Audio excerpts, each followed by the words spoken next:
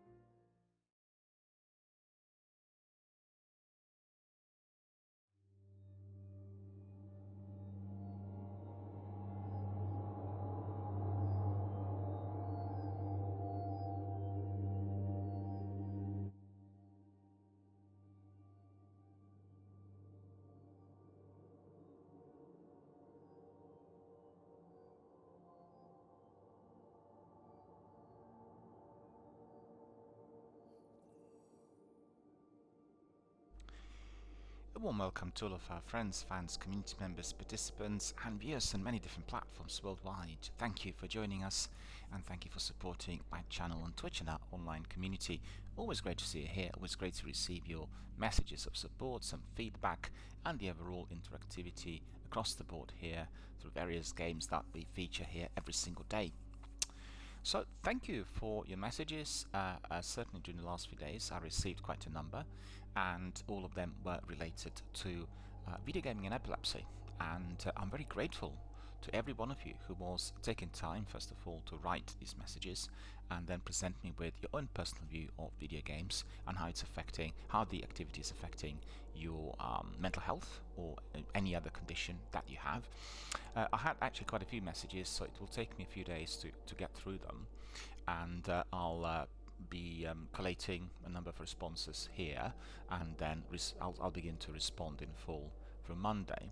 But I can certainly say that I was very delighted to hear from a number of people. I will not be pronouncing obviously the names here due to confidentiality, who indeed are suffering from epilepsy and a couple of other neurological conditions. We have one community member who had surgery. He had a brain tumor which had been removed successfully, and he has no major consequences on the kind of physical side of things, but he is experiencing some neurological side effects, one of which is photosensitivity. And our friend said, I'm not experiencing any seizures like Liana Rupert, who indeed was writing the articles and the guide for people with epilepsy who would be engaging with video gaming activities. And he said, very sorry to hear that her injury caused the seizures, and it was obviously an injury acquired during her tour duty while she was with the US Navy. And he says, well, I didn't have an injury, but after the surgery it did take me quite a few months to recover. I had to be medicated and I did a lot of physio, and eventually with a lot of exercise and physical therapies and overall support from my health professionals, I was able to get back on my feet. But I did spot, he says, that when I watch certain films or certain video games I get very twitchy. So what I get is almost like a localized seizure. So I'm fully aware of them, I can feel and see what is happening, but it is definitely the effect of bright colors as well as flashing lights. Sometimes these are not easily detected, they could be hidden in a video game. He says this is not the case with the games you described here, Destiny and Cyberpunk. They're clearly visible. But there are games that he says I played, like for instance the Outer Worlds and Skyrim, and I did not spot any flashing lights, but actually I was getting these types of twitchy reactions after the gameplay. And he says the gameplay didn't have to be very lengthy, it happened more or less straight away as I played, because my optic nerve, my eyes were detecting the stimuli, and therefore my body was feeling that degree of twitchiness throughout. He says frequently it happens in one area, then it spreads and it becomes very much a concern. So he says I have to be very careful when I engage with this activity, and firstly I cannot be playing it in a dark room, it has to be brightly lit. When you are switching the lights on and when everything is very bright in your room, it is minimizing any form photosensitivity effect coming from your TV. He also said, I have a very high quality 4K Ultra HD TV, and therefore we have very sophisticated settings. So I've been using the settings in order to minimize contrast and brightness, so it's not really very highly illuminated, and therefore these effects are minimal. Still, I can detect them. And he said, you talked about colorblind mode in some of the games. Warzone is one of these. And you also talked about special glasses that people can wear through which certain colors like blue or yellow could be extracted from the screen. He says, I've not tried these glasses, but quite certainly they're going to be of tremendous assistance to anyone who is playing the games extensively. And the other thing he said, you also must make sure that your room is properly aired, that you are properly hydrated, you're taking lengthy breaks in between matches or your gaming sessions. Do not play games that are bright with colors for longer than 60 minutes. Always take a break. And generally, he says, when I take all these precautions, I can simply enjoy all of my activity, play together with my friends, albeit sometimes with lengthier breaks than them, because they like jumping into the games and they are quite keen on doing matches consistently, whilst I can't do that. But still, I join them, and then they understand what the condition is and what difficulties I experience, and therefore it is very important for me to be away for a while and come back in later, and everything works out brilliantly well. I'm so happy to have heard you talk live online, that's directed at me, about these conditions, because I believe, he says, that there is a lot more that can be both done and said, and sadly not many people are paying attention. Well, absolutely, and thank you very kindly for your message, all you said, and for the disclosure of your personal experiences. We touched on some of that, I think, in those descriptions, but it's very rewarding to hear from a person who's gone through the condition and this degree of experience. And we've heard that our friend illuminated a few things which are necessary: taking lengthy breaks, being hydrated, having fresh air in your room, and most importantly, doing the gaming with consistency and with regular breaks from matches, having a room which is brightly lit, so you're not doing it in a dark room where in fact the flashing lights could be easily detected. You need to be also adjusting the settings of control on your television set. You want to make sure that the brightness and contrast are not as severe as for instance the television perhaps would have it through the factory settings. And then with the combination of all of that, you will be able to get through it, and you will have very minimal consequences. I think there are things which can also stimulate seizures, and we have to be very aware of this, and that's the overall stress levels, tiredness and lack of sleep. And I would absolutely advise against anyone, I'd like to advise anyone against heavy going gaming, which is spread out throughout the night, and then people go to bed 4 or 5 in the morning. They do not sleep well, the sleeping pattern is seriously disturbed, and after that they start with the games as soon as they woke up. Well, that is not the way it should be. That's not as to why the games were created. And I've got to say, some games have that very addictive, very sugary type of flavor, where you feel that after one match where things went wrong, like for instance in Apex, you need to step in and carry on immediately, even before you finish the last one, before you've seen the scores. And you do get people doing that again and again. We did see that in Warzone sometimes. So Warzone doesn't have that element of compulsion, I've got to say, because I played all of the most popular battle royales very extensively: Fortnite, HZ1, PUBG, Apex and Warzone, and I can tell you Warzone is probably, I would say in my personal experience, the least addictive, the least compulsive. The matches which resemble what we call a death match, where you really have to be surviving due to your speed, and that speed is both based on your skill and the speed of your internet, then the skill maybe of your team, your experience, the way you use your weapons. There are lots of different factors, but basically you're playing in a very short confined area, and there are lots of incursions which can happen if you're doing Warzone. You're dropping into the specific areas which are very popular right from the beginning, and that is the activity that draws you into quick elimination and then a quick desire to do more, to perform better, don't forget, Battle Royale is a game that requires survival. The lengthiest survival is the one that's getting the best scores, the best XPs and everything else. The games like PUBG and Warzone are not about the number of kills and the number of incursions you successfully tackled. It's not about that. You can play it like that if you're a Charlie team member, but at the same time, you want to be surviving as long as possible. And don't forget, even if you have the very best squad, if you keep pushing people from the word go, your score sheet will be, well, you know, rather variable, and it'll be down to your experience and skill and everything else. That is the fact. And generally, the very experienced teams will not be hammering it all night long. Basically, all 4 members will have something else to do. They have done families, they other responsibilities. They'll do a stretch of about 3 to 4 hours, 5 hours, maybe sometimes even 6, but 4 to 5 hours is a general kind of a gaming session which you will find amongst the squads and streamers to be seen as most acceptable. And therefore there will be no need for that degree of compulsion or indeed any experience of inseparateness from the actual activity. Coming back to our friend, he was indicating that all these factors were essential both with his recovery and most importantly when he engages with gaming activity. He actually talked a lot about games and not much has been said about video, about Netflix and streaming services, because I find Netflix and Amazon Prime videos to be very brightly illuminated. They really are, particularly for the prints that have been digitally remastered. And I watched several films from the 80s and 70s that looked so greatly refreshed and brand new and almost as if they were made today. And they gave a completely different impression compared to the way previously when I watched them on the big screen. But it's that sort of thing you need to watch.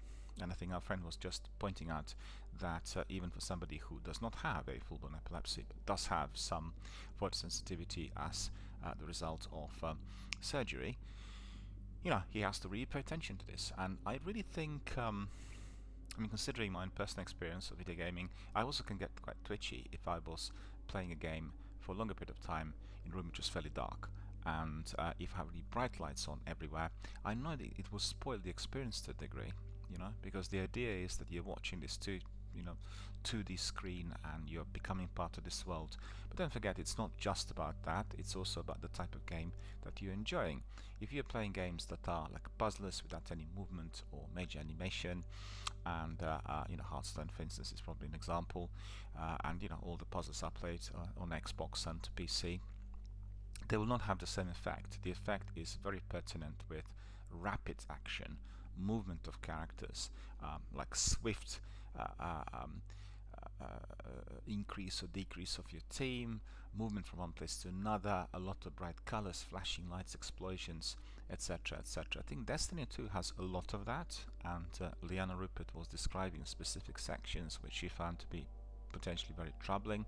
And in fact, we were doing Override, the Pinnacle weekly activity, several times this week. I completed 3 of them for this week already yesterday, and then there was one that we completed last Tuesday that was attached to the previous week. And both activities had an enormous amount of flashing lights and bright colors and explosions, because that is part and parcel of the way the enemy is attacking the Guardians. And these are very risky activities for people who are having seizures, and therefore I would warn everyone not to play it in a dark room. That's for the starters. And then secondly, if you're doing it, don't really hammer Override again and again. Make sure that after you completed it you have a break. But the trouble there is it's not just flashing lights. The areas of the moon and where the battles take place are really, really very colourful. There are lots of bright red, orange, yellow, green, pale blue, white and black and all sorts. And there's an area of the Dreaming City in some of the strikes where it's quickly changing from kind of black and white with lots of flashing lights when you're trying to defeat a Taken to the kind of a full-blown colour. So these are the things that we need to really pay greater attention to, and specifically people who are indeed suffering from seizures. And I want to thank our friend for the message and for all he said. And we also received another message from a female gamer who is in the US, and she said, well, in the US we have several charities that are dedicated to epilepsy, and I've read quite a lot, she says, on video gaming and this disease, and talked quite a bit with some of my friends. I've had non-convulsive epilepsy since I was a child, and always have to pay attention to certain things, like for instance being able to sleep well. My sleep must not be disturbed. Secondly, I never should be really overly stressed, because if I'm stressed my muscles become really tight, and they really affect my kind of experience of the body. Thirdly, I always have to be properly hydrated, need to have 3 meals a day, need to be eating on a regular basis, and I also must never be overstraining myself with video games, or indeed with any other activity which is of that sort that could be affecting my central nervous system. So she says, I really play video games on the regular basis. I do them in moderation, play them sometimes with friends, but I kind of enjoy playing single player games, because they are providing me with a lot of enjoyment through the activities like puzzles and vaults and various areas which are similar to board games.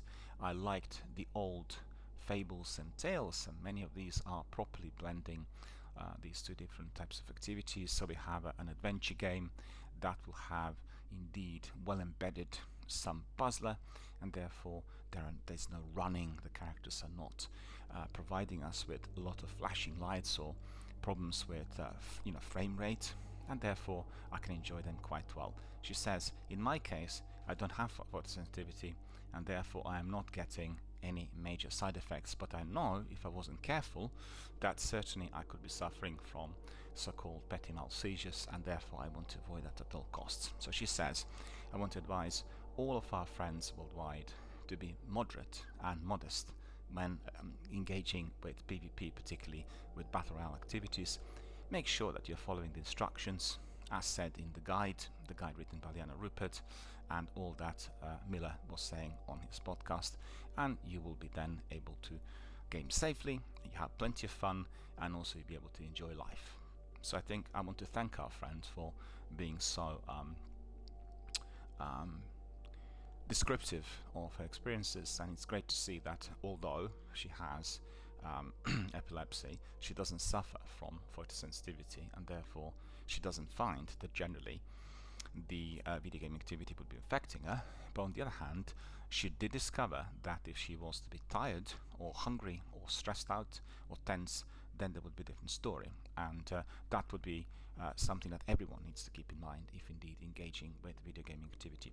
What we do want is for video games to be as leisurely and as enjoyable as possible, so people can really come in, enjoy everything, and be very much part of our community online, and to use it as a forum through which people either feel leisurely, relaxed, and fully entertained, or on the other hand, the games are being used as social networks where people really get together in order to talk, to discuss things, to become involved, and share their experiences and points of view about everything, not just the games, but anything that's happening in the local community. And we've seen that here on my channel. I've spent a lot of time discussing with a number of our regulars COVID and the way we've affected our local community, the way we're stranded indoors, what we do in order to pass time, to spend our days and hours usefully and productively. And we've had quite a wealth of that sort of discussion here on the channel attached to various titles. So very important to keep this in mind as well. So it is not just about chasing scores in Destiny or PUBG or Warzone. It is also about your game being your social network through which you connect with others, other friends, other relatives, other people who are close to you. Maybe if you build your own community, you can also raise these issues. I would absolutely encourage everyone who has that issue or any other health issue to basically build their Twitch and YouTube streaming community channels, and through your channel you can attract other people and then present your viewpoint to the world. You can make short clips and you can put them down on Twitter or Instagram or Facebook. You can share your views with other people around the world who are going to be then very, very interested in sharing their own experiences with you. So that's the way you build a community. It takes time. It doesn't happen overnight, and do not believe what you've seen and heard through various forums. I've started streaming in March and already have 500,000 followers in May. Just forget it. It doesn't happen like this. It's all rigged, or plenty of fake accounts attached to it, or there's some sort of game in place. It'll take you anything between 5 to 7 years of consistent streaming to build a vibrant community, and I've seen people who are doing it from the grassroots level who build really very, very good, very great communities over a period of 5 years, from the beginning when Twitch indeed was at its very humble beginnings to the way things are today. But don't forget, you will get also people who already had communities elsewhere, attached for instance to music or to film. Music is, for instance, have a musician who already built over a period of 10 years, huge number of contacts from everywhere, and then he opens his streaming hub on Twitch or YouTube, and then presents certain games and combines music with gaming, and obviously that is going to be a different ballgame. He's not started out on that particular day, he's importing his community from elsewhere, and that is providing him with a wealth of new followers and friends of friends, contacts of contacts. It's like a new project, and I think Twitch at one point was really the big hype thing. It's no longer as much because it's become as commonly used as, for instance, WhatsApp or not Instagram, but any of the messaging apps, Zoom, Skype, and any other. But when you have that big hype that it's like a new thing happening, like TikTok, the new app, then everybody wants to be doing it. And if you're bringing in your community, then that community is presenting what you do to all of their friends and communities, and then therefore it could exponentially rise. Some people invest in promotion. Some people get partnered with various developers and publishers, and that itself is then providing them with very, very good results, and definitely very, very many rewarding activities. I think from my point of view, having communities which are based on high quality content, that are family friendly, well connected with gamers worldwide, that are attached to specific games, works the best, and certainly it worked very well for me.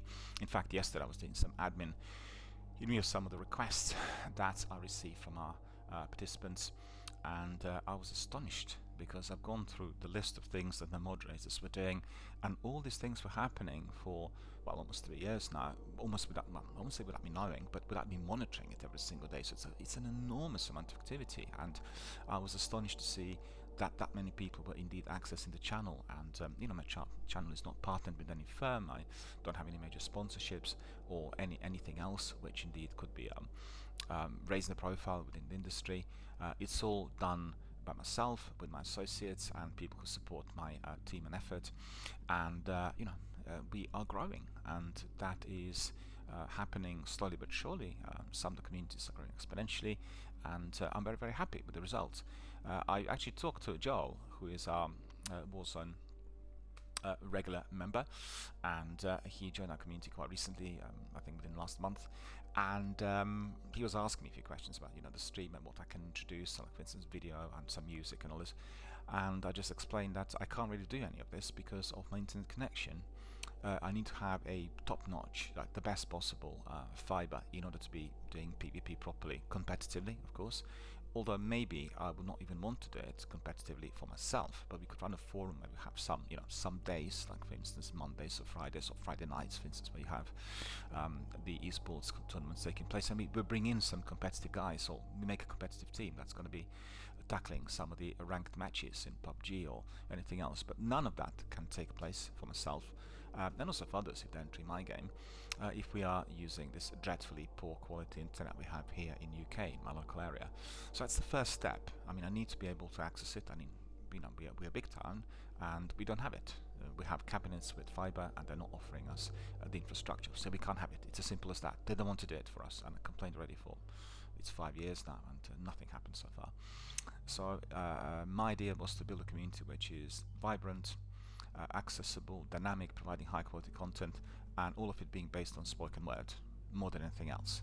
And that's been very, very popular. So obviously once I get the fiber connection, and perhaps I'll also increase on some of the tech that I've got here, maybe upgrade to the state-of-the-art new gen consoles, then we can be just ascending, we can be elevating the whole process of becoming more present on other hubs. Because quite frankly, for a lot of people who are watching my stream on 16-inch TV, the internet problem is very severe because the picture's very poor. If you watch it on your phone, it's bearable, but still, it's not as good as you want it to be. You watch streamers from Latvia, Lithuania, from France, Germany. The quality of the stream is second to none, mouth-watering. I watch streams done on Wi-Fi in the US, and the picture is razor sharp. In here, I have the best possible wire connection, but my upload is only one because our local providers do not want to be giving us better speed, and they don't want to provide us with fiber optic internet, and that's about it. There's nothing you can do. It's a bit like if you had a company saying we're not going to be building masts for mobile phones because it's too expensive. Not many people buy mobile phones, and therefore we can't justify the expense. They're not thinking that the infrastructure is as essential as being able to buy bread or get milk or get on a train. It's the infrastructure of the present and of the future, because everything will do very shortly with the new gen technology will require fiber optic. If you don't have it, you will be stranded. So we'll be literally thrown back to the Stone Age if we're not careful, and sadly that looks very likely in some areas of Britain. Coming back to our friends, I want to thank you for participating and indeed for contributing and sending us the messages. I've read out 2 messages from 2 people who suffered from epilepsy. One person who indeed is suffering from photosensitivity as well as grand mal, the other person having a non-convulsive epilepsy, but also giving us some tips on what can be happening with the way she experiences seizures after playing video games and watching television shows. So very interesting comments and views. Truly appreciate it. I'm really grateful to our friends who took time to send them and indeed to discuss them with us. And as I said, there will be many more questions coming in next week once I sift through all the lists, and we'll look at everything in sequence. We had lots of news coming in this week, and due to our podcasts that were dedicated to mental health and neurology, we have not really been reading many news live online. So today I'll just do a bit of that, and tomorrow we'll do a lot more, and we'll be looking at some of the things that have come to me on the wires. So bear with me, and we'll do that very, very quickly. We have first of all, I need to tell you that if you are on Xbox, the most important thing on Thursday you need to double check is freebies, what's happening on a weekend. And we did see that this weekend there are 2 wonderful games offered, and one of them is the game that I absolutely love and support, and this is Gears 5. And the entire Gears 5, it's not the Ultimate Edition, it's the core game, together with its multiplayer and PvP and all the other bits and pieces, is offered for free from Thursday to Monday. So if you are on Xbox and if you're not on the Ultimate, I think you really should be, because if you are a serious gamer, you've got to have the Ultimate subscription. But anyway, let's say you're not, you can be accessing Gears 5 throughout the weekend for free, and you can play together with your friends, your community, your family members, everyone else. So it's an absolute must, okay? Gears 5 is a game that has the best combination of campaigns and multiplayer. So if we are sometimes not happy with PvP in Destiny, we can always look up to Coalition, the works they completed in Gears, because they excelled probably within the last period of about 12-13 years, ever since the first game came out, and they really wanted to blend in the 2 together. And I played the death matches and the multiplayer PvP. I loved it. I'm really not in awe of death matches. I'm not a person who likes that type of activity, but the way they've done them in Gears 5, the way they come across, is incredible, and you've got to try them, right? So I recommend that you start with the campaign and try to finish it on the freebie, because it's a very good campaign. It's one of the best campaigns that Gears ever had. It's very fierce, best done in co-op. If you do it with another person, it'll be easier for you to get through. You'll have a lot of collectibles, a lot of things to explore when you go to caves and various hidden places in the open world. And it's a game that's really like a proper RPG, blending with fighting and with the usual type of inventory stuff which you're collecting from everywhere. Quite a big map and a lot of activity, plenty of fierce fights, many bosses, and so beware, there are certain ways to which these bosses can be eliminated. Highly recommended. Gears 5 this weekend on Xbox, free of charge. And the other game is, let me see, it is F1 2020.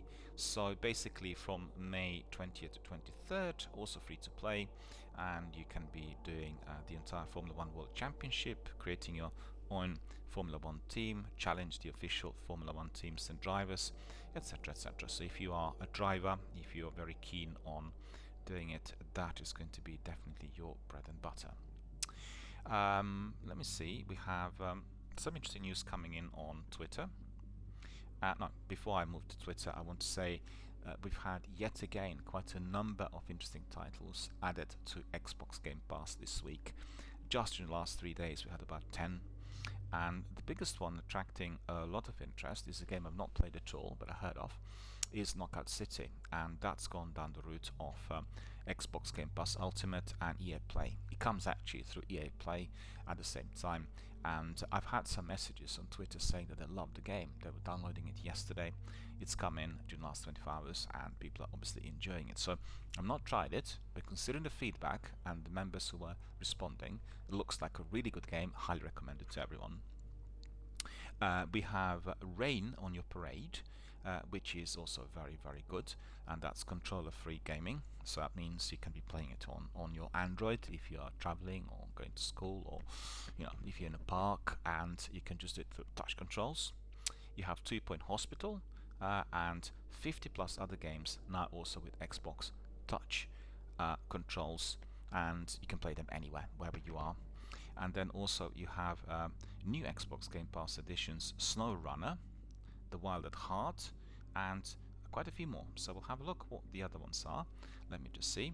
We have The Wild at Heart, The Catch, Carp, and of course Fishing. So basically the Catch is a fishing game, and you've seen that in certainly in the last couple of years the games that had fishing displayed prominently had become very, very popular and highly recommended. Russian Fishing was the other that we've seen, very popular on Twitch, and I know several streamers who are doing it. And it's interesting because this is a real life activity and people use it to build a social network to which they're learning about fishing. So fantastic. A bit like farming on the other. Snow Runner is the other, also a new addition.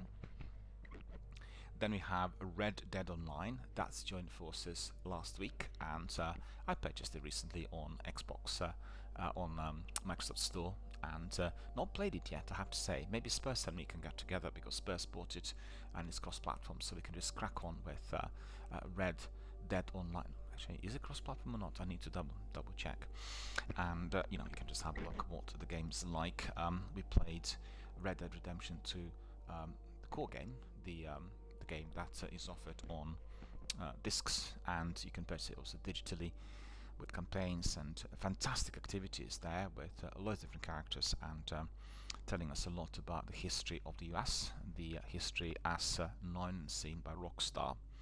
Then we had also Final Fantasy 10 out of 10, and that would be the sequel HD remaster. So that's a wonderful, wonderful version of the game. You really want to play it. Just Cause 5 Reloaded also added very recently, and Psychonauts, as well as FIFA 21 Xbox One. So I mean, honestly, it's FIFA 21 Standard Edition as well. So also one for Series X and S, the other one for Xbox One, and it's just really absolutely incredible. Steep is there as well. Outlast 2, Dragon Quest Builders introduced last week, Battlefield 1 Revolution, Destroy All Humans, a very, very popular game I played on PlayStation originally, and then Second Extinction. Second Extinction is presently offered as a game preview. Is offered through the game preview mode, so similar to what we have with Obsidian's Grounded. It's a game which is presently in the making, and definitely we can all try to experience the game to the best of our abilities and then provide feedback to the developer, because the idea is, for certain games that are perhaps considered to be a bit risky, for the developer to throw in the dice and say to everyone, try the game for free for a little while and just provide us with feedback, and we'll then build the story and everything else accordingly. I think it's a very, very good idea for the games that are providing us with a novel or unusual or complex concept. I think Grounded is one of them. I played it quite a bit initially when it came out on Xbox Game Pass, and had some difficulties, I have to say, with eliminations and with the monsters and everything else. I think I probably need to spend a bit more time doing it. I find it to be considerably different to the other Obsidian games. It's a survival game in a very family-friendly environment where you are battling various crickets and insects, and you know, very interesting concept, but different to what I've seen with other Obsidian games that are very dialogue driven. Anyway, a game for you to try if you have a chance. Have a look at Grounded as well. So these are the new additions to Xbox Game Pass. Let me just see. Zombie Uprising Month, survival tip, don't let them bite you. Fallout 4, What Remains of Edith Finch, Rainbow Six Siege Deluxe Edition. These are the games that are presently most popular, and they're recommending these to everyone. We've seen everything that's been added recently, so we are going to be divorcing from that. Then we'll have a look at the news on Twitter. Let me see. Well, the most important bit of news that I received today is related to Destiny, and I can certainly tell you that with Destiny they are going to be offering cross-play beta, and that's going to be attached to strikes. So it's Vanguard strikes, and I want to stress this, you know, that everyone is very clear about what Bungie said. It's going to be Vanguard strikes from the 25th through 27th. 25th, 26th, 27th. So that is Tuesday to Friday of this week, right? So it's Tuesday to Friday of this week. Vanguard strikes are cross-platform. We did see some of that last week. In fact, I did see the activity which was called Nearby.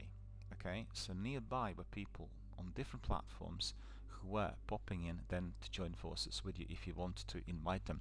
I didn't realize this. I thought it was a new addition to the overall Destiny concept. You know, I was never told by anyone that the people nearby are actually people who are coming from other platforms, right? So I tried it. It was present for about a week.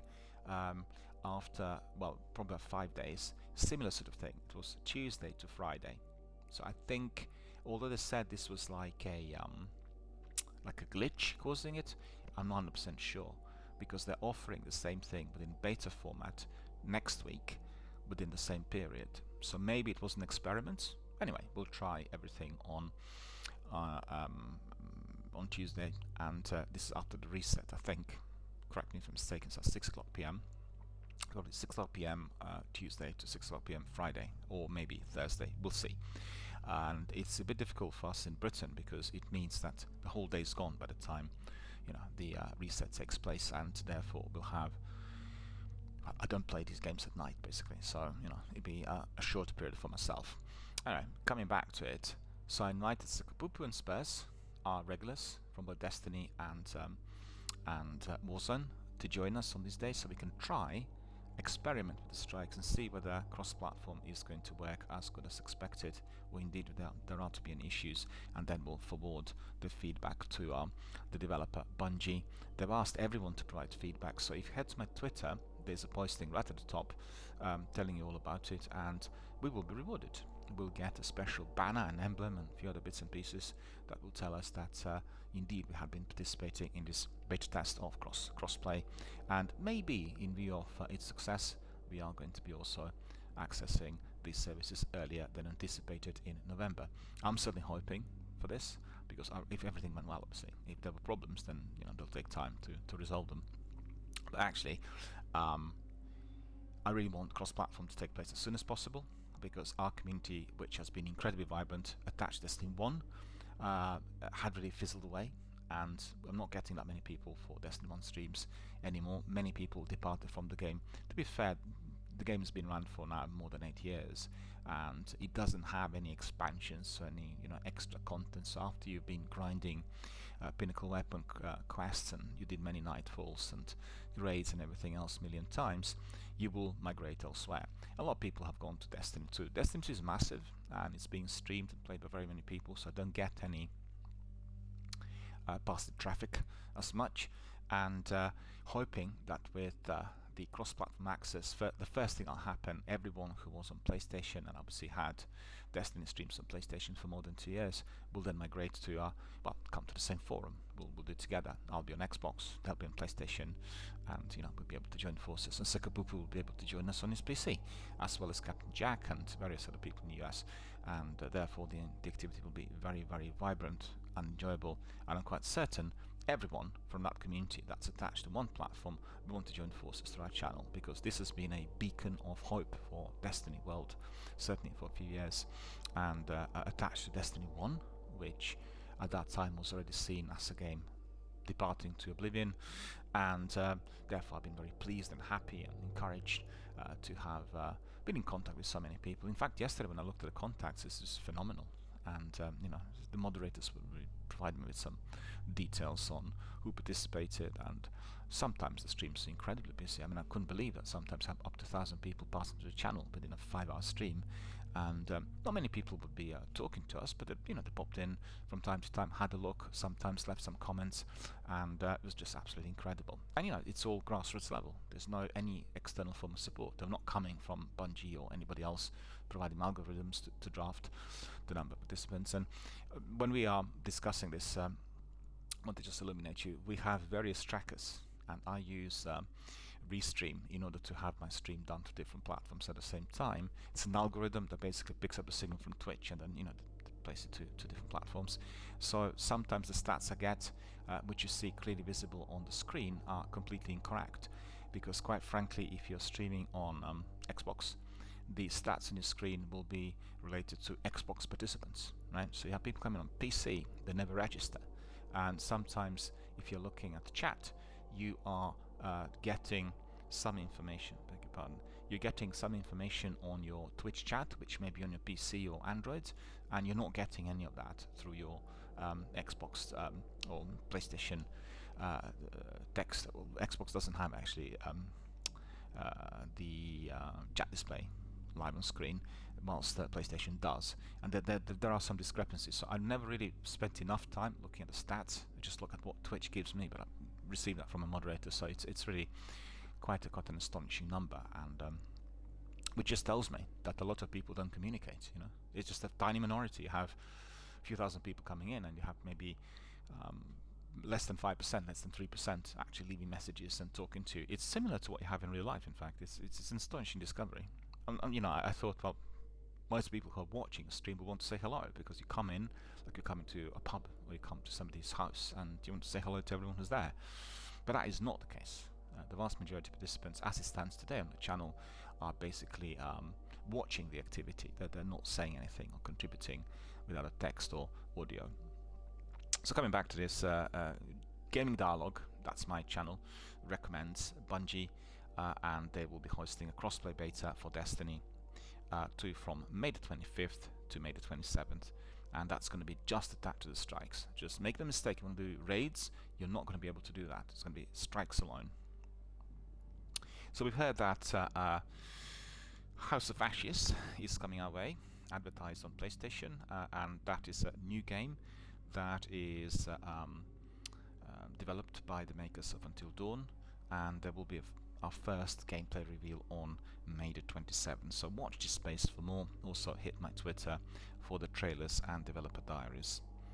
We have an article given to us on Game Informer about Andromeda, and it's interesting because Andromeda was a game that kind of backfired, and a lot of people said that it didn't follow the aura of the original Mass Effect trilogy, and they've been giving it now very positive reviews in view of Mass Effect Legendary Edition release. So it's quite interesting that the Game Informer are kind of re-examining the game and looking at what really caused its release failure. Was it technical issues? Was it the concept? Was it the new storytelling? Was it the multiplayer? What was actually causing the frosty response? So revisiting Andromeda, and you know, maybe they'll remaster it as well, we'll see, but definitely part of that wonderful Mass Effect universe. The article is on Game Informer. I've got it on my Twitter. Hit it there and definitely get more knowledgeable.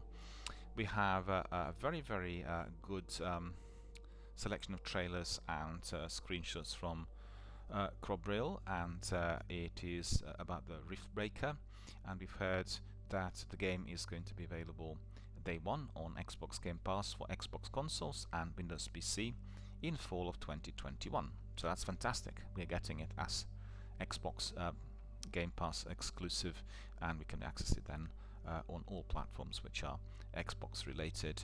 And the game is a mix of base builder, survival and action RPG. So think of Command and Conquer meeting Wasteland 3. That's the first thing that comes to my mind. Looking very good. The trailer's there on my Twitter as well. Have a look. And Larry Rib, and he is obviously Major Nelson, the main person behind Xbox Broadcast. He says, and to experience some of the great games added to Xbox Game Pass this week, each free Code Friday contest winner is getting a code for Xbox Game Pass Ultimate 6-month subscription. So if you are in doubt whether to be participating in some of these competitions, always have a look at what Larry is offering, because you may be one of the lucky ones, and getting 6 months of Ultimate for free on the code is definitely something I would not mind receiving. Watch Dogs Legion is adding PS5 performance mode on 1st of June. Curious to see what that actually is. And they said, and there are also some other surprises incoming. And they want to be giving you the promised 60 frames per second update for PlayStation 5, and that will begin rolling out on 1st of June. So this is all part of the release of revised roadmap, which will also see the addition of Benji and Helen as a new playable operative and cross-gen multiplayer between PS5 and PS4. I'm not happy really with what I've seen. I played it quite a bit, and have to say, probably for me, that's my personal take, one of the greatest disappointments of last year.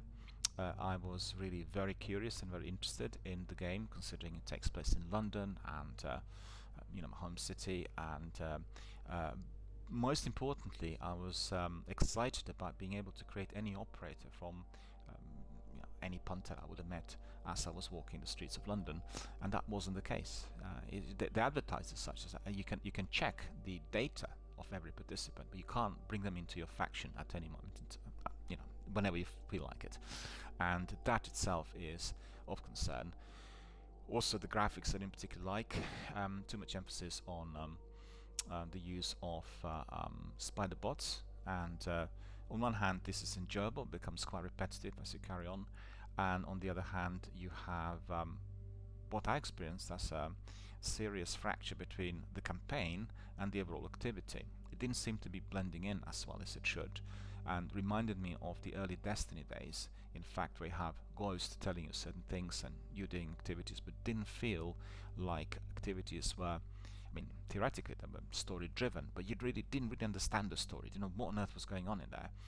In this instance, you seem to be doing quite a lot of activities that are very similar. You're basically using Assassin's Creed style, Splinter Cell style of sneaking in order to get to compounds and then snatch certain loot and you know, certain data, certain items, and all of that really should have been developed in a fashion where there's a lot more story-driven content with cutscenes, with new characters, you know, so everything would become like a massive big epic. On the other hand, this is a game with huge potential, and maybe what we've seen so far is just the very beginning of a game that will be continuously evolving. Watch Dogs have been around for a while. This is the most important, the most advanced and ambitious project, and they are continuing to work on it, and see that they're offering us now 60 FPS, and then the cross-gen multiplayer between PS5 and PS4. I mean, quite frankly, you have that instantly available on Xbox, so you know, Xbox already is beating them to it, and they said also they are they're creating some pretty strong post-release support, which will be, first of all, the expansion pack called Bloodline. It will see the return of 8 iconic peers and Wrench, and it will launch in July. Then it's going to be followed by Assassin's Creed crossover content in August. It's no surprise, because quite frankly there are lots of similarities in the gameplay between those two different titles, and you know, certainly will be of interest. Maybe we'll be able to acquire, i.e. purchase certain packs with Assassin's Creed skins, and you'll have suddenly the guys from, you know, the Venice and all other places roaming the streets of London. We'll see, but definitely this is a kind of a huge potential for the developer, and we need to see how basically they bring it to life. Obviously you need to buy the season pass and all other things, so that's really the news. It's not a lot really, it's just that you'll be able to access it on PlayStation 5 with its update of 60 FPS. I'm not sure whether it's performing at 60 or more on Xbox, but yeah, to summarize, there was this sense of hype built up about the game, and therefore maybe my disappointment is they're as great just therefore it's to do with the hype. If there was no hype, I probably would have just gone in, so this is a game that really has huge potential, really enjoy this. Do you see what I mean? But on the other hand, the reviewers and other gamers I talked to all felt that there was a problem with the story, that the story was just there for the sake of it, and we had repetitive activities in the arena. It reminds me of the musicals of the 1930s, where you had some that were incredible and fantastic masterpieces, and then others that were just delivering things which are pedestrian, mundane. So the difference there was between a musical that had singing perfectly embedded within the story. So the singing was like a sore thumb. It was part and parcel of all the activities, usually highly political, and there were great tracks and wonderful songs, as well as a great performance and dances. Everything was blending in 100%. The poor quality musicals had stars, good singers, for instance, brought in because they were well known, to make the buck, and they would just then have a couple of songs and throw in the story that's completely devoid of anything connected to the words, to the lyrics, and that was just rubbish. It just didn't work. You have camera zooming in on the stars, the story being completely uninteresting, and therefore these films didn't really stand a chance with any major audiences worldwide. So, similar sort of thing. Call of Duty Warzone Pro Nickmercs reveals best Fennec loadout for Season 3. So if you're interested, if you're a Warzone gamer, like myself and my community members, just have a look at the Twitter posting on my Twitter, Game Rant article, and he's telling you all about the Fennec SMG. So let's see what he recommended, and quite curious. So that would be his attachments.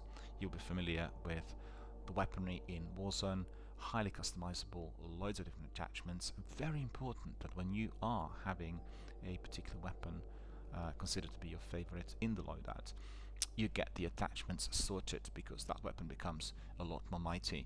And I've been, due to my internet speed, resorting to the weapons that are the best in the game, fully modded, and it worked for me quite well. But I think recently, certainly since I purchased the Battle Pass, I decided to experiment a bit, to try out some of the weapons that come with blueprints and, on recommendation. So we'll try to really blend them in with a team effort. Maybe sometimes if I do some matches with the randoms, because it's different with a regular squad, we're always looking at the best possible performance, and changing weapons, swinging, not knowing exactly what you're going to be using is going to be interfering with the overall delivery. So maybe when we have an afternoon with the randoms, we'll just try all these weapons. I've done actually 10 separate loadouts compared to 4 which I had previously, and each one of them will have one of those weapons.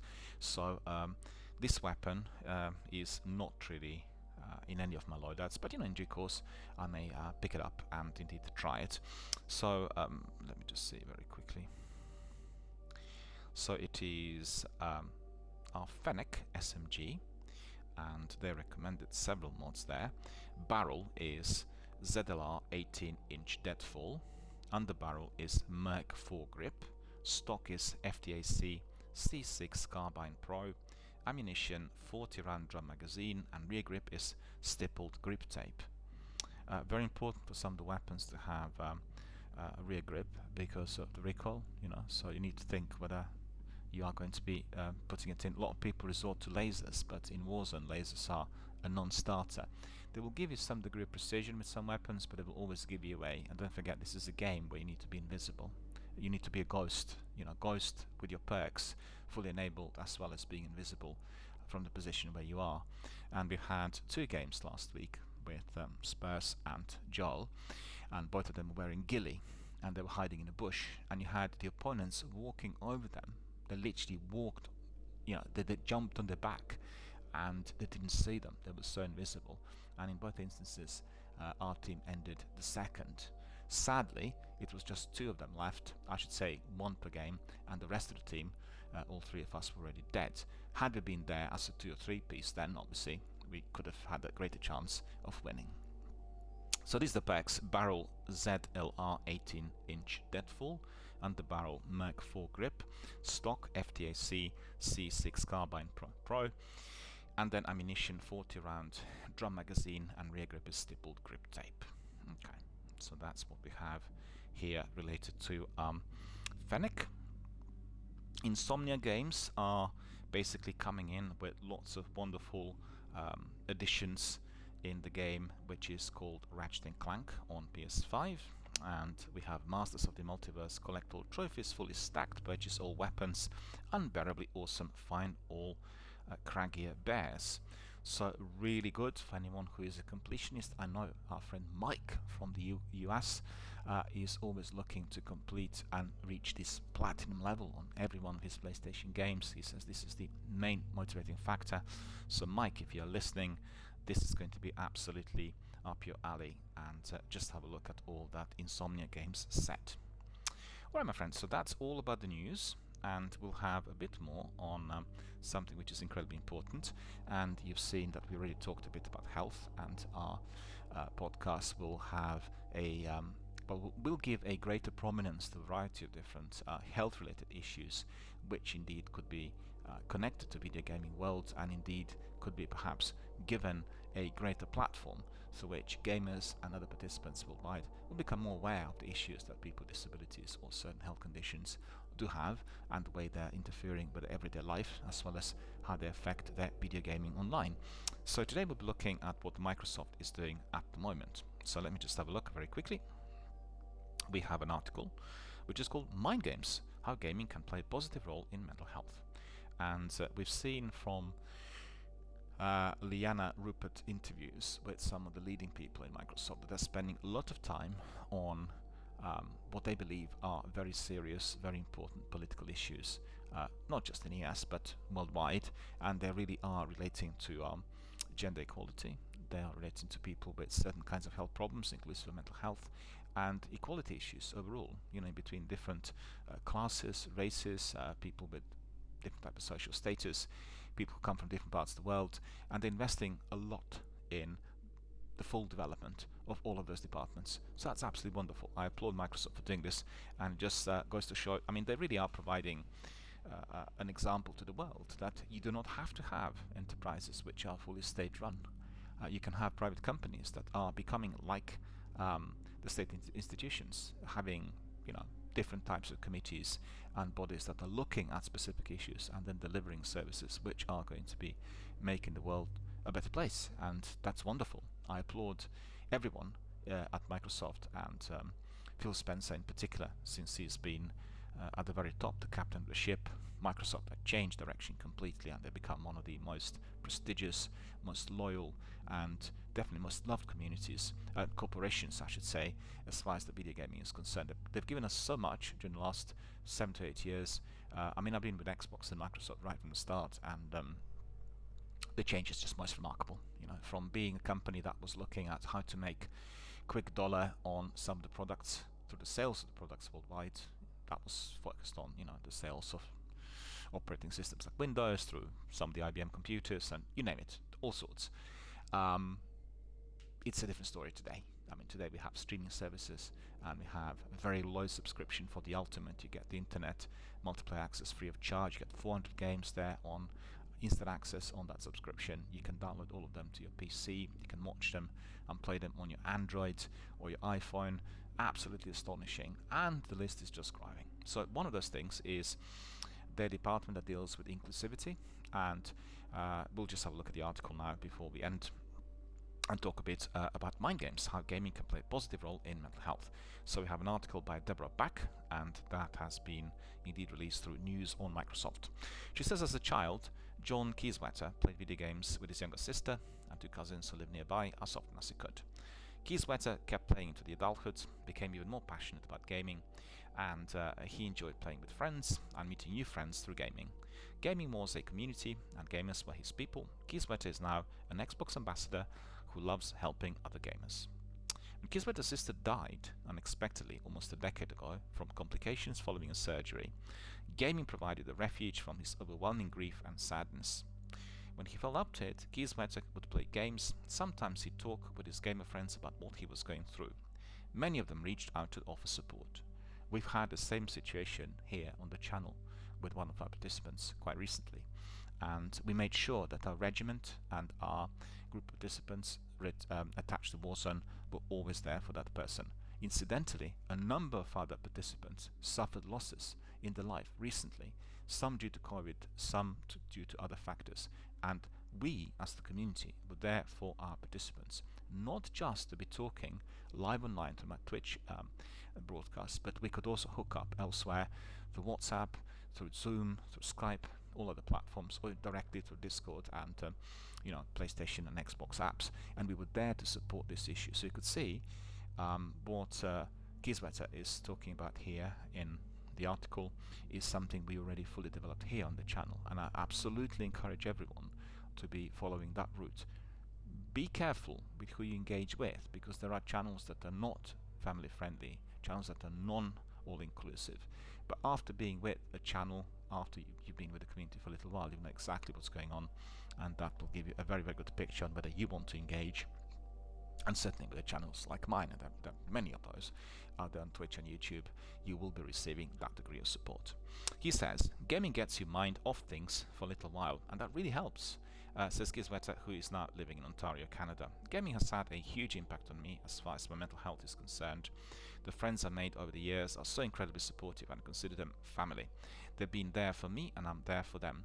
I've got to say, I played multiplayer since the late 90s. My first multiplayer was Diablo on PC, and the communities have just grown, and with Twitch and YouTube, they've grown exponentially, and the number of people whom you can contact and create communities with is sky high. It's just unbelievably large, and certainly in my community, I could not believe how closely bonded we all became. I think Warzone community probably the best community I've ever had. We're all so closely bonded. We meet every single day, and we frequently get new people joining our community who become equally close to us all. So that's terrific, and as a closely bonded community, we'll have our own issues and our discussions and participations, and therefore we can be a bit like in a squad that goes out to Warzone, not the Warzone the game, but any other Warzone which is indeed present today elsewhere in the world. You get to know your people, your squad better than you know your family members, better than you know your wife, and you're absolutely dependent on those guys. If you come under fire, if you are in some of those dreadful war zones around around the world, you are going to be dependent on the persons next to you. It doesn't matter who is the president or the prime minister, but the guy next to you will save your life, and that is what you will always remember. You will rely on them. And interestingly enough, I'm surprised. The same atmosphere of support had developed in our community, and it's been absolutely wonderful. I mean, I thoroughly enjoyed it. And our friend from Canada talks about that quite a bit. Like many people worldwide, Gisweta has turned to gaming to cope with the isolation and anxiety of the past year due to COVID. A recent Microsoft study within the Xbox Research Accessibility Community Feedback Program, a group made of players with disabilities. Well, I need to look into this actually. Accessibility Community Feedback Program. We are going to be looking at this tomorrow. I've got an article that just came out, and there's been a couple of interviews done by Larry and Jeff on the last week's podcast, Xbox podcast that is. You can access it on YouTube, and I'm very, very interested to see what they are indeed working on presently. A group made of players with disabilities looked at gaming and mental health during the pandemic. So the study found that 84 of the respondents agreed gaming has positively impacted their mental health over the past year, while 71 said gaming helped them feel less isolated. Those findings are particularly resonant as people worldwide mark Mental Health Awareness Month this May, some 16 months into the pandemic. But even before the pandemic, researchers have cited the benefits of gaming on mental health, and game creators have in recent years begun portraying mental illness in games in more thoughtful and less stigmatizing ways in the past. Those did include Hellblade: Senua's Journey, whose main character struggles with psychosis, Celeste, about the quest of a girl who has anxiety to climb mountains, and Psychonauts, about a boy who projects himself into other people's mental worlds and helps them fight the demons. I think they've singled out 3 games where the subject was tackled in a fashion which is generally seen as forward-thinking and acceptable. I did play lots of other games over the years where mental illness was associated with very deviant, very callous, very violent behavior, and I absolutely oppose that. I think it's a stigma, it's a stereotype which is so devoid of any reality, so different to what people are like. Everyone needs to know that violence, aggression, and aggressive responses are most frequently not based on mental illness, right? There could be sometimes contributing factor, And there are sometimes terrible crimes committed by people who are suffering from, severe mental illness. But that is the tiny, tiny, tiny, tiny, tiny, tiny, tiny, tiny minority compared to what otherwise happens in real life. And so people need to understand that the media's, films, television series, they keep portraying mental illness in a way which is completely wrong. It's completely different to what that actually is like in life, and most importantly, what having a mental illness is for a person who indeed is suffering from it. It's just a completely different thing, and we have seen some films which portrayed it beautifully. But like I said in here, I think if we are to be getting a good picture of the games that are, I guess, waving the flag, spearheading the effort, then these are the ones. And these are Hellblade, Psychonauts, and Celeste. Kelly Dunlap, a clinical psychologist who has a master's game in design, says video games can help people living with mental illness by providing a way to relax, connect with others, and feel competent. We know that the games are exceptionally good at helping us feel like our decisions matter, which is absolutely true. Think of games like Fahrenheit and said 431, which is Francois Truffaut's film. Fahrenheit, Heavy Rain, Beyond Two Souls, Detroit Become Human. These are the games that are based on decision making. Really carefully think what you're going to say to the characters. And you also have the games like Mass Effect, and you have consequences depending on how you are doing the game, how you are taking certain decisions, how you talk to your friends, your chums, your NPCs, everybody who you meet. So very important. I think anyone playing any of these games will become very focused on how important it is to be taking the correct decision, or how important it is to be careful if you're not quite sure what to do or what to say. And she says that obviously these are giving us a huge sense of accomplishment, and she's based in Rockville, Maryland.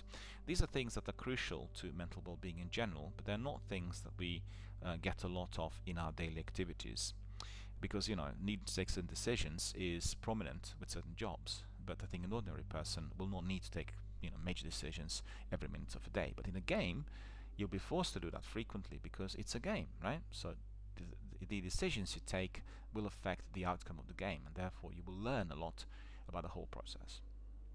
Even if you do not dislike your job, you're probably not getting all the mental health vitamins, so to speak, out of your job. So games can be incredibly helping in meeting needs that are not being met otherwise. For people with severe mental illness, Dunlap says games can help counteract the self-defeating narratives that often accompany conditions such as anxiety and depression. When our brains lie to us and tell us, you're no good, you will never accomplish anything, you're worthless, well, it's the, as we call it, ill advisor. It's the side of personality that's working against the ego, the side which is healthy. People rarely have that experience when they're playing games, because games induce the opposite. You are the hero, you're Master Chief, saving the universe from intergalactic space zombies. Well, the fact is, if you feel not particularly good about yourself, becoming the Master Chief and running the show in there is going to be tremendously rewarding. You save the universe. Or Commander Shepard in Mass Effect. You play 3 games and then you save the galaxy. Sadly, in Mass Effect you die, and a lot of people didn't like that.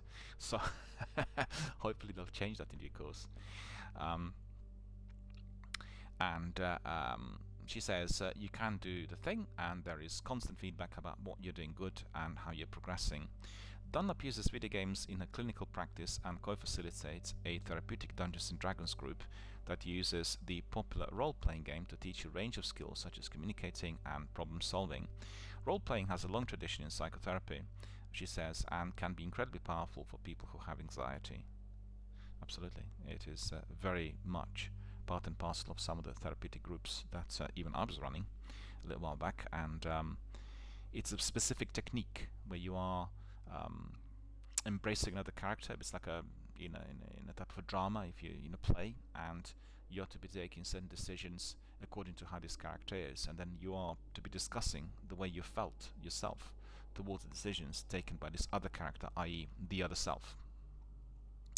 Being able to take on the mantle of someone strong and powerful, capable, and have a really positive therapeutic impact on the person playing, she says. Rafael Boccamazzo understands that all very well.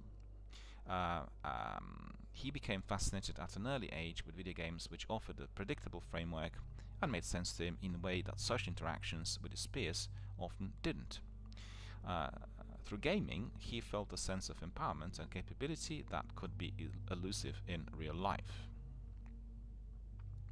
But Komatsu got into the role-playing games in his teens, and in his early 20s realized that the charismatic, extroverted characters he played in games, who were sort of a fantasy wish fulfillment for him, came from within him.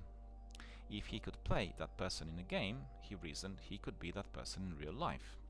So he says, it just became a question of transferring it over using some of the same skills I used at the gaming table in real life, says Bokamatsu, who lives now in Seattle.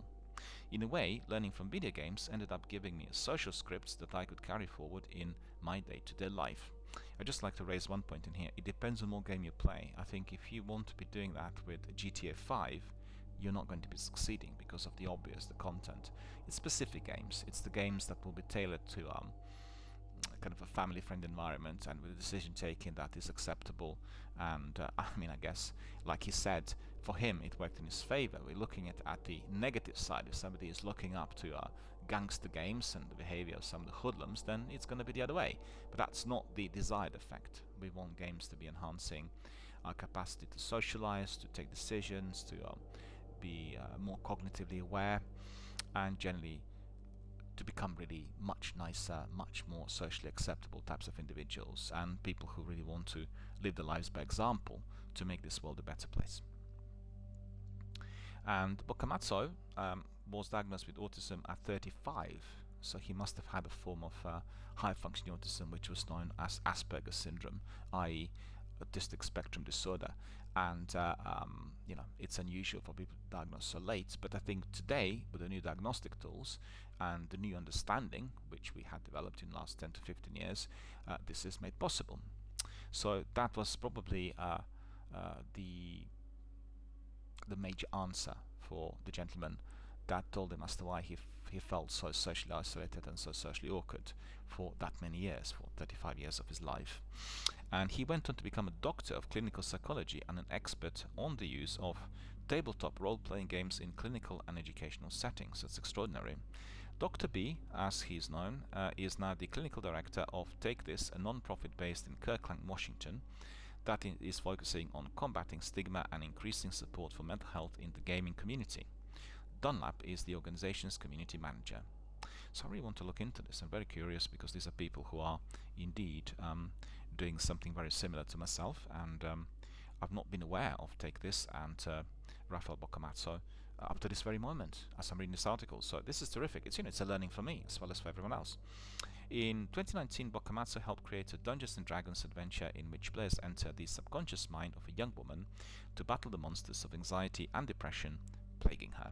Gardens of Fog aims to depict some of the ways anxiety and depression can affect people, Bokamatsu says, and draws from his own experience with both issues. Bokamatsu and others emphasize the need to involve people who have experienced mental health challenges from the start when creating any game depicting any form of mental illness. Even before that, Bokamatsu says, game creators should ask themselves why they want to depict mental illness and what purpose it serves. Absolutely agree. I just told you. For probably 2 decades we had just monstrously dangerous characters epitomizing mental illness in video games, and it's completely wrong. You know, the hoodlums, the James Bond type of caricature of a character, and we are becoming more aware of all of these issues, and most importantly, video gaming world is overtaking the entertainment industry. We have many more games created today than ever before in history, and we've seen the Game Awards ceremony last year was being watched by hundreds of millions of people worldwide, whilst the domestic ratings and the number of viewers in the US for the last Oscar ceremony was less than 10 million, and that's just a devastating blow to the industry. 10 million people. Previously you'd have 100 million people watching it. This is unbelievable, demoted by 90%. But it tells you that the interest is shifting towards interactive services. People want to be interacting, and what our friends here, Mr. Bokamatsu and other people are doing is creating forums which are not just about wasting your time or, you know, playing a game for 5 minutes. These are the forums which are highly educational, run as social networks, bringing in high quality content, and joining forces with other people around the world. So you play the game, you build a community, and you communicate every single day with every one of them. People who are your regulars and your participants and people you want to rely on. And it gives you all these options. So you can see this Dungeons and Dragons is quite extraordinary, and you know, he says that Gardens of Fog is depicting some ways, some of the ways anxiety and depression can affect people, and he said that he was also drawing from his own experiences, and therefore he used that in the game. We've seen that previously with literature, or we've seen that sometimes in the disciplines of psychology or psychological medicine. There is a wonderful book by Kay Redfield Jameson, I think, who was developing bipolar disorder, and she's a clinical professional. She is a senior psychiatrist in the US, and she wrote a book that was, I believe, worked together with Anthony Storr. Two of them examined the situation from both angles, him as a psychiatrist, a specialist, and her as both a doctor and somebody who's suffering from some of the symptoms. And it's a wonderful, wonderful read. So a wonderful experience, and certainly something that is, well, at the time was seen as pioneering, but highly, highly inspirational. But Komatsu and others emphasize the need to involve people who have experienced mental health challenges from the start when creating any game depicting mental illness. So even before that, Komatsu says, game creators should be really asking themselves why they want to depict mental illness and what purpose it will serve. Whose story are they telling, and are they using mental illness or mental health challenges as a vehicle? There are lots of other compelling stories that you can tell. Tanya DePass, a Take This ambassador who lives in Chicago, says mental illness is often used as a justification for game villains' actions. Instead, she says, game creators should explore reasons for someone to do bad things other than mental illness. Absolutely agree. It's just a complete stigma, a stereotype that's being thrown at certain characters. It's morally wrong, basically. It's providing a wrong image. I mean, I remember discussing it in public forums, which were professional mental health forums in the early noughties, as to why I absolutely oppose mainstream films and television series that are depicting mental illness in a fashion which is dehumanizing, for people who are indeed suffering from those illnesses. And it's completely wrong, devoid of reality. Some fantastic, beautifully well-made films created, but the picture of mental illness in there, a bit like what you had with the picture of race previously, was completely wrong. And you know full well that certain films today will not be screened, although they were considered to be even masterpieces, due to the way race issues were being depicted in there. And the same thing now applies to the issues related to mental health. Because doing that reinforces the idea that mentally ill people are dangerous, and the most dangerous a mentally ill person is to themselves, not society. So that's what I was describing early on. I think I absolutely oppose the idea that violence is connected to mental illness. It absolutely is not. There are very few cases where those two merge, and they usually result of a very long-term, very severe condition that results in violent psychosis, where people are not helped and not given medication, not receiving any treatment. So we're talking about very, very, very, very few cases. And you have seen with people who committed absolutely dreadful crimes in the US and worldwide, after being examined by quite a large number of specialists, psychiatrists and psychologists, they were defined as being completely sane. They had absolutely no impairment of their reasoning, none whatsoever, because the classification as far as the judiciary is concerned is based on whether a person is fully aware of their actions. If they suffer from psychosis, they're not fully aware of their actions. They're devoid of reality. They live an alternative reality, which is obviously not real, not based on real life and fact, and therefore they're considered to be not really fully in control of their actions. So it's always very important to be looking at the stats and considering what really we have within the scientific findings. Negative tropes about mental illness, the mad scientist, the psycho killer, the insane asylum, all have existed in video games since at least the early 80s. Absolutely agree. And but the game industry, she says, is ahead of the curve in depicting mental illness in more positive ways than in film and television. Again, I agree with that. It's not that games do it badly. It is that society does it badly, and games in some respects a reflection of society and its values.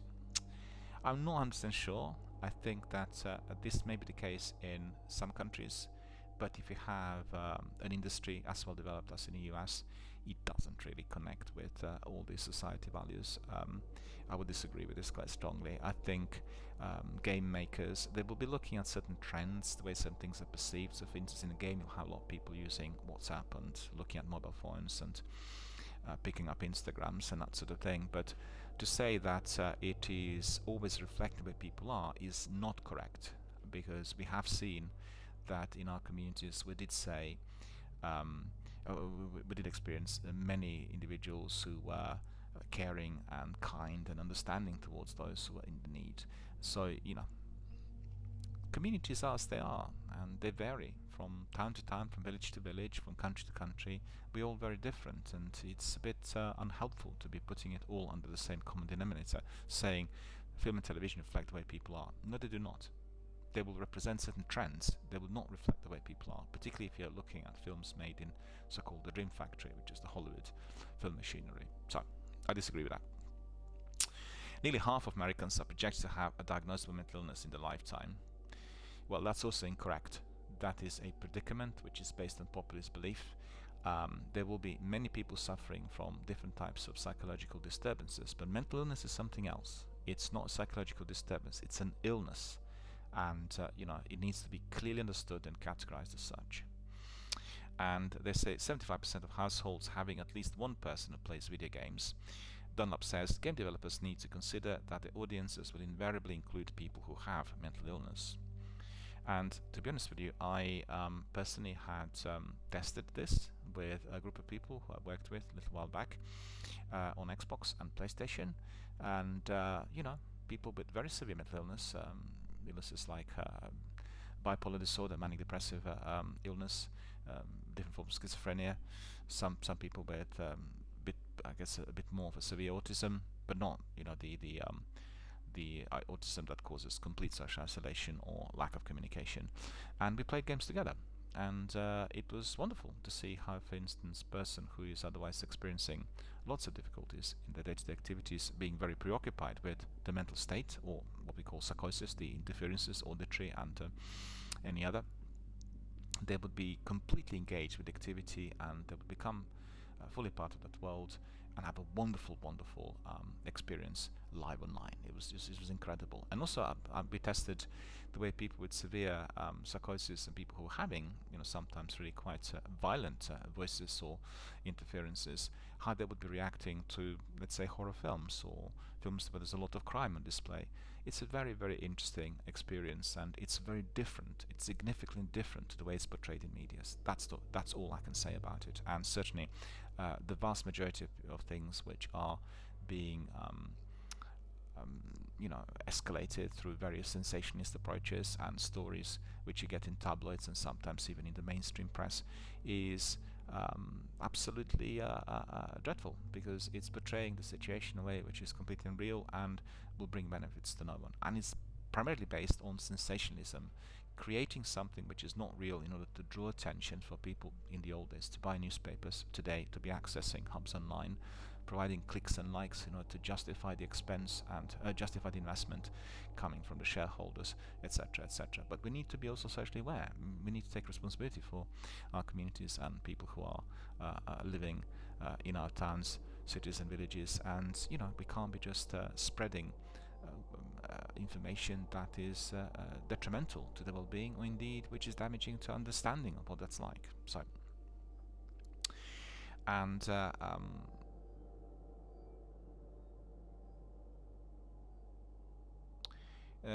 they say also, if you're putting out a stereotypical portrayal of mental illness, you can be doing a lot of harm, because individuals with mental illness are a vulnerable population. Well, absolutely, because they're creating a wrong image. I mean, we've seen what happened with different ethnic groups and the way certain religions were perceived, or race. It's inherently very damaging. It leaves a very, very severe mark. And I think what they've not mentioned in the article is that if you are constantly force-feeding that kind of approach through medias, various forms of entertainment or publications, then very many people just pick it up. They'll say that is the way it is, when in fact it isn't. you want to address something as painful and as complicated and as complex as suicide in a game, that is very emotionally triggering kind of content. It's not that you can't include it, but be mindful how you are doing it and why you're placing it in a game. Are you doing it for a wow factor or a plot twist? If so, please do not do that. Dunlap says mental illness is not a plot twist. Trauma is not a plot point. Absolutely agree with this. When Dom Matthews and Tamim Antoniadis set out to make that would become Hellblade, they decided to center the game on a character who experiences psychosis, which is basically a severe mental interference, auditory and visual. In this instance, they thought Senua's unique way of interacting with and seeing the world would make for a compelling game and journey, but understood the gravity of taking an oft-maligned and misunderstood illness.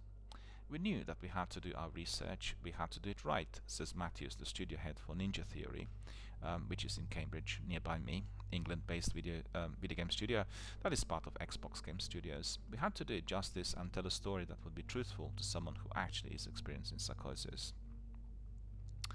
So Matthews Antoniadis, Ninja Theory's co-founder, reached out to the nearby University of Cambridge and connected with Paul Fletcher, a professor of health neuroscience who specializes in psychosis. It's a wonderful, wonderful idea, the best possible way for which you can actually build the data in order to create a game.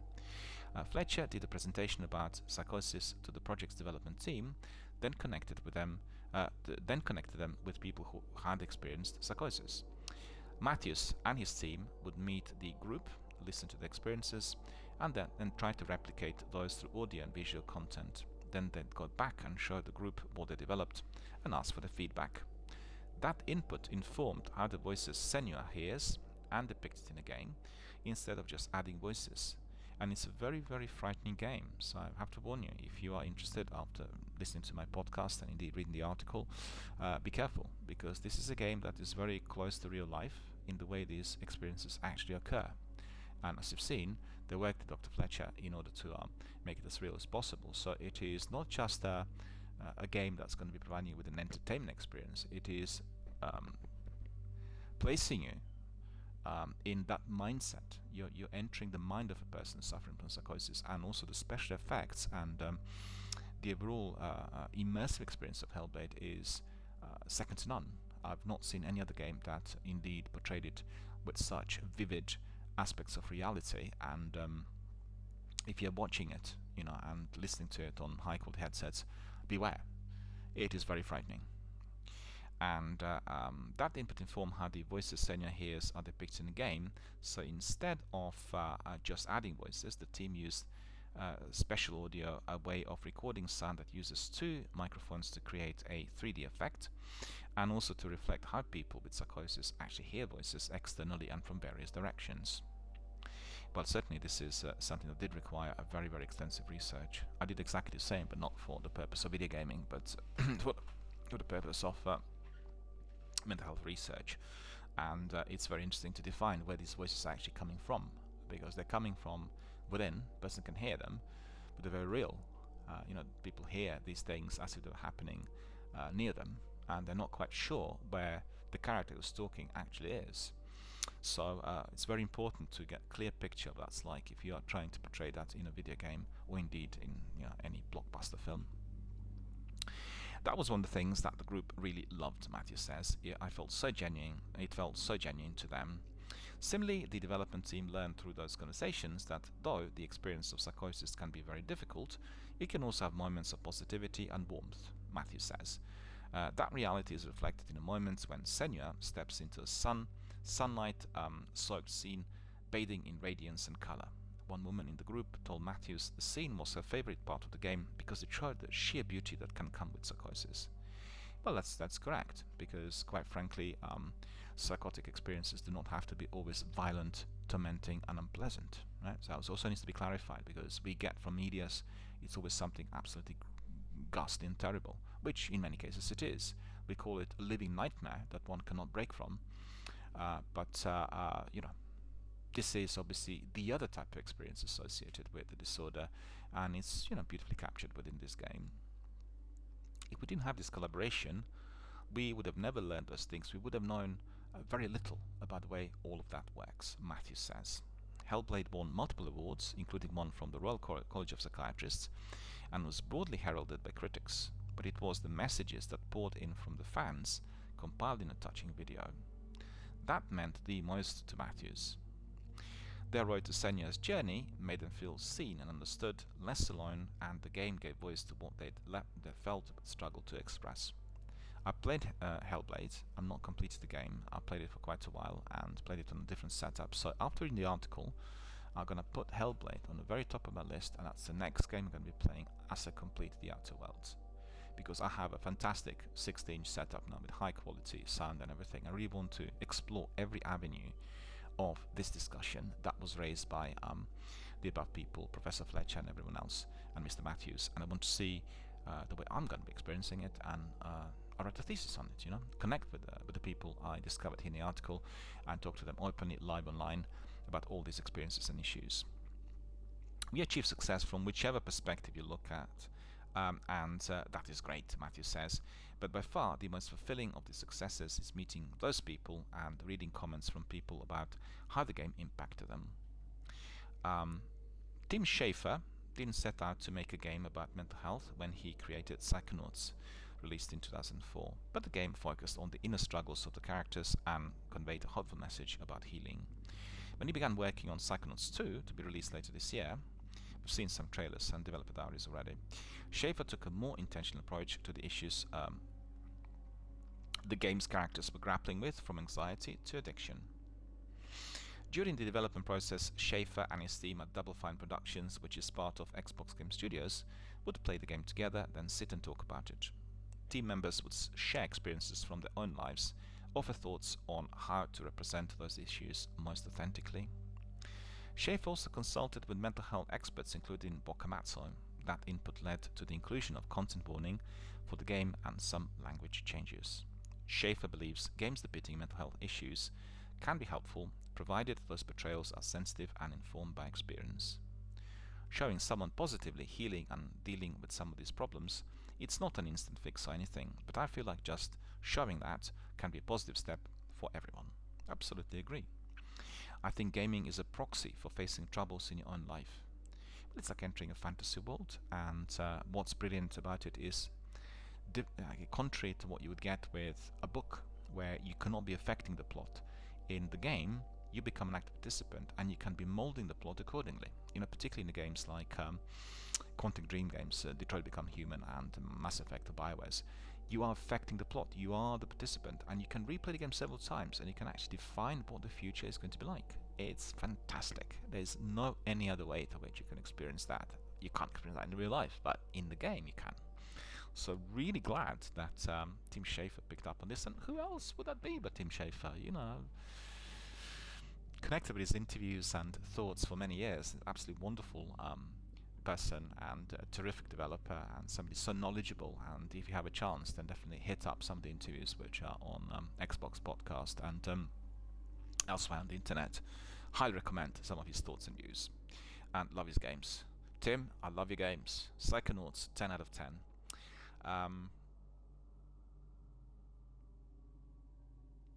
In a 1216 study of almost 100 of the highest selling video games found that more than one quarter depicted at least one character with mental illness, but the vast majority were of the homicidal maniac type.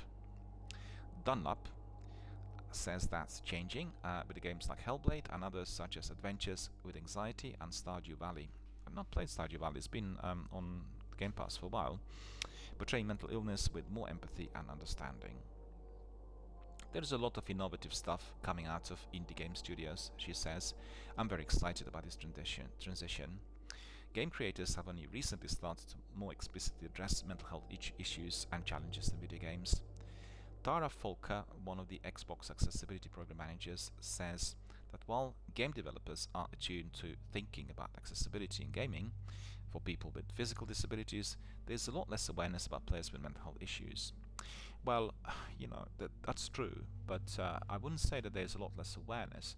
I think what really Microsoft wanted to do initially was to produce this new disability-friendly controller, so that people who suffer, for instance, from MS, multiple sclerosis, or from cerebral palsy, could use the controller in order to access gaming services live online through Game Pass and then connect with others, and that worked perfectly.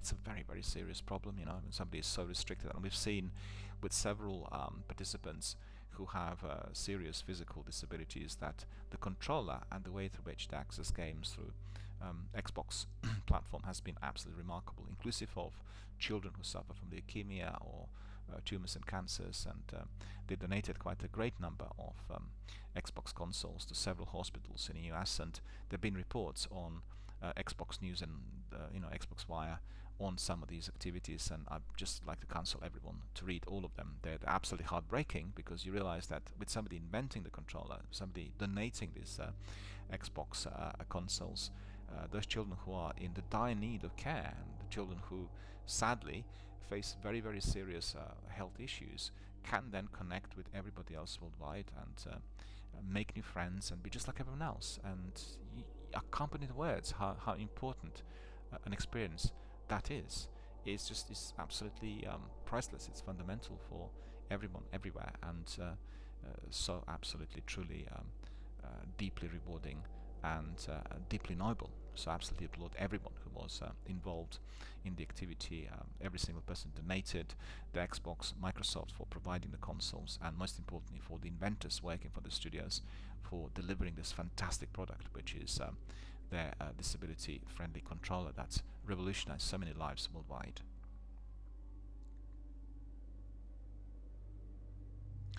If you think about them in the same way, i.e. people with mental health issues versus people with physical disabilities, you would think about any other group, and accessibility can really help them and provide a great gaming experience for them. I think the accessibility space is growing and more becoming inclusive, and so we have to do that education now. The Microsoft Gaming Accessibility team has started planning what that education for developers could look like, and also as part of their future work. The gamer herself, Volker, is open about her struggles with post-traumatic stress disorder, PTSD, and says games help channel her energy and divert her mind from potential triggers. Mental health issues are often isolating, but seeing those challenges reflected in games can help normalize mental illness and break down the stigma around it. We all have mental health struggles, she says. The more examples we can have out there, the more normal it becomes.